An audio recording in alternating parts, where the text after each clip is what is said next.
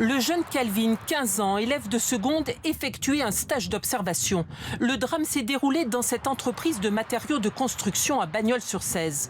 Vendredi dernier, le stagiaire conduisait un chariot élévateur dont il aurait perdu le contrôle. Dans un virage, l'engin se renverse. Calvin décède immédiatement sous le poids de la machine. Le directeur de l'entreprise était son tuteur. L'enquête devra déterminer pourquoi on l'a laissé conduire cet engin. Sa mère effondrée ne comprend pas. J'ai pas de mots en fait. C'est plus que la tristesse. C'était un enfant qui faisait attention à tout. Très sérieux et il touchait pas quelque chose sans demander. Poli, gentil, serviable. Il touche pas si on lui dit pas non mais Calvin tu peux. Si l'adulte il lui disait tu peux pas le faire, il le faisait pas. Il y a eu des gros manquements je pense. Une mort qui rappelle de douloureux souvenirs à Arnaud d'Artenay.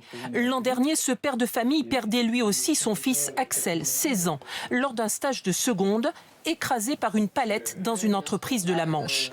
Depuis, ce père sensibilise les parents d'élèves au danger de ces stages qu'il juge inutiles et dangereux. Je pense que là, il faudrait déjà stopper tous les stages. Parce que le problème, c'est que là, on va continuer en l'état à envoyer des enfants en stage. Sans préparation et sans suivi. Donc, il y aura d'autres drames. C'est inéluctable. Il n'existe aucun recensement officiel du nombre de mineurs décédés et blessés lors des stages. Le ministre de l'Éducation ne remet pas en cause le principe de ces stages en rappelant les règles de sécurité. Un stage d'observation, c'est un stage d'observation. C'est-à-dire qu'il n'y a pas de geste professionnel à faire pour un jeune. Il est là pour observer, découvrir, regarder en quoi consiste un métier. Il ne peut pas avoir à effectuer une tâche de travail dans ce cadre-là.